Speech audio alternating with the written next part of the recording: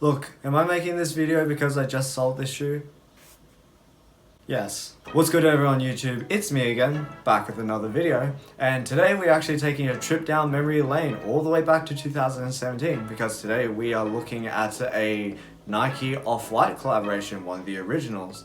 And actually this isn't technically Nike, this is Converse, but for those who don't know, Nike owns Converse, so it's the same thing. So, as we all know, back in 2017, Virgil Abloh collaborated with Nike to create 10 unique deconstructed silhouettes. So we had some Air Maxes, some basketball shoes, the Jordans, which were very highly sought after, and actually these pair of Converses, which got delayed to 2018 for some particular reason, I'm not too sure, but we're going to talk about them anyway. So today, we're here to talk about the Converse Chuck Taylor All-Stars in the Off-White deconstruction collaboration. I really don't know if there's a colorway to this. But with the intro out of the way, let's get into the box. So, sort of introducing the entire Off-White collection, we've got this inside-out style box. So, we've got raw cardboard all over, and then we've got in gloss text Converse written in quotations. This will be a running theme throughout the entire shoe, actually. And then on the side, we've got this paragraph that reads, Off-White in collaboration with Nike times Converse, shoebox, Beaverton, Oregon, USA, C 2017. So we just got that over there. And then once you flip the paper open, or the box open, it's actually the outside of a standard Converse box, which I thought was pretty interesting. Gives this idea of an inside-out box. And then on the inside, we've actually got this interesting sort of glossy, waxy paper. And on this paper, what it appears to be is classic sort of Nike and I guess Converse branding, but it's been defaced with typical Off-White detailing. So we've got the crosses and the diagonal stripes. And inside the box, we actually have 3 extra laces. So the shoes came with these oval style white laces with green tips, and this is like wax dipped. And on the ends of each laces, it has to say shoelaces.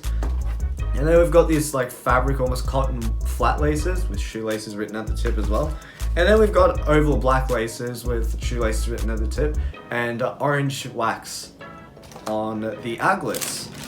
So that is pretty much the main stuff. There was nothing stuffed inside the shoe, so no paper or anything. And if we go to the label, it actually doesn't say much. It just says Chuck 70 High. Interesting. So, the retail price on these retailed back in Australia for about $220. I say relive the L because I didn't pay that. I actually picked these up off StockX not too long after they released. And I paid a pretty penny. I think I paid around 1,400. I'm ashamed to say that. I'll put the conversion here. But you may be happy to know I am letting them go, so must have been okay, but enough about that. With the box out of the way, let's get into the shoes. And here we are, the Off-White times Converse Chuck Taylor 70s in this clear colorway. So first thing right off the bat, the most notable feature of this particular Converse is that the entire upper is actually translucent. So if anyone has ever bought a Nike Zoomfly SP or an Element 87, you would know the type of material they use. It's the same sort of plasticky mesh. It's very breathable, but very thin and kind of stiff, to be honest, on feet. But this allows for customizability whenever you change the color of your socks, which is always a nice touch. Or if you want to wear it barefoot and show off those pretty little toes, you can. I would rather you not do that because I don't want to see that. And on the left shoe, in very typical fashion for Off-White, we've actually got this zip tie to sort of add to this prototype deconstructed aesthetic. And on the zip tie, it reads Off-White collaboration with Converse, C 2017, and zip tie in quotations.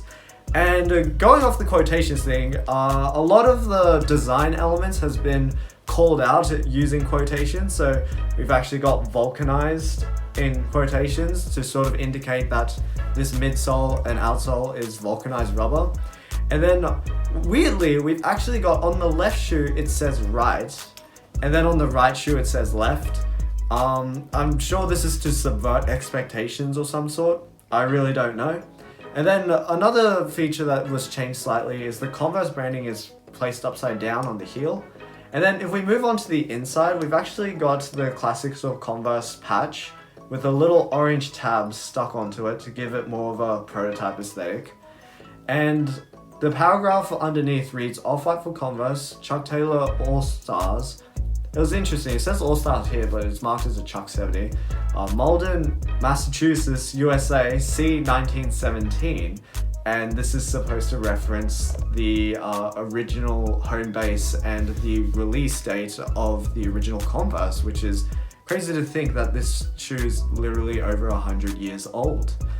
And another interesting thing that is unique to any Converse that I've seen before is we've got this fully translucent blue midsole and outsole rubber that they've used, and it's also on the toe cap. And this is something that's completely unique to any Converse I've ever seen before. And then on these particular laces, these laces are kind of like a plastic, and they've got shoelaces written at the tip, as per usual.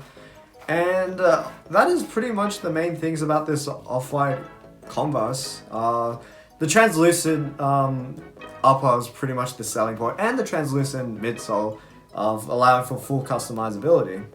Now in terms of cushioning, I actually don't think there is any cushioning, and I can tell by looking at the midsole, there's nothing there except for the rather lackluster insole. It doesn't feel like much, and I've never worn these for extended periods of time, but I'll get into more about comfort later in the video. Now in terms of sizing, for those who don't know, Converse US sizing definitely runs big compared to your other brands.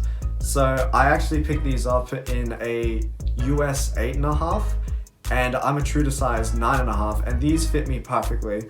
So my recommendation is 100% at least go down half a size. For myself, I personally like to go a full size down, but true to size would not work, so half size to a full size down. Now in terms of comfort, these honestly feel a bit worse than your standard Converse when it comes to the bottom. Because there's no sort of Ortholite insole or Lunarlon in some of the Converse, it's just this standard insole. It really feels like you're just standing straight on the floor. It's like one step above being barefoot, but it's not that amazing, to be honest. However, the upper, while it's not very flexible because of this stiff plastic, it's extremely breathable in comparison to your regular Converse that's usually made out of canvas. So I appreciated that. No hot toes with this one, but I would just say the Converse is in general not a very comfortable silhouette.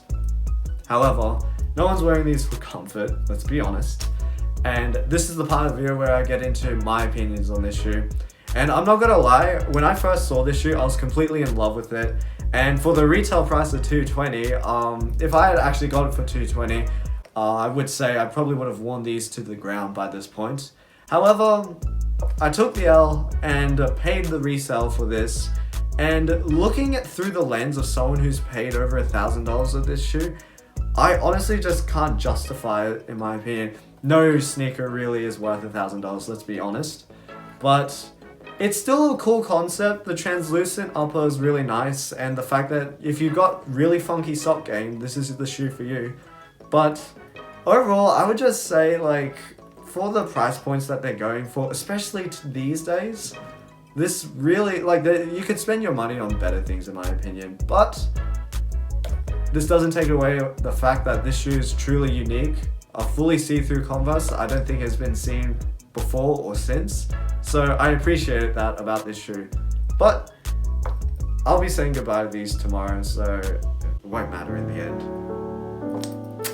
Rather sour note at the end though.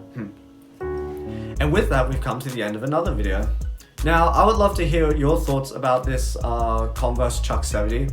And in the entire Off-White collection, where would you rank these? So I actually held these in really high regard. They were definitely top 5 for me. But I would love to hear what you have to say. Like the video if you like the video, dislike the video if you dislike the video. And time for the on-feet portion where I'm going to be extra careful. because I'm selling these, so I can't mess them up. And I'll catch you guys in another video.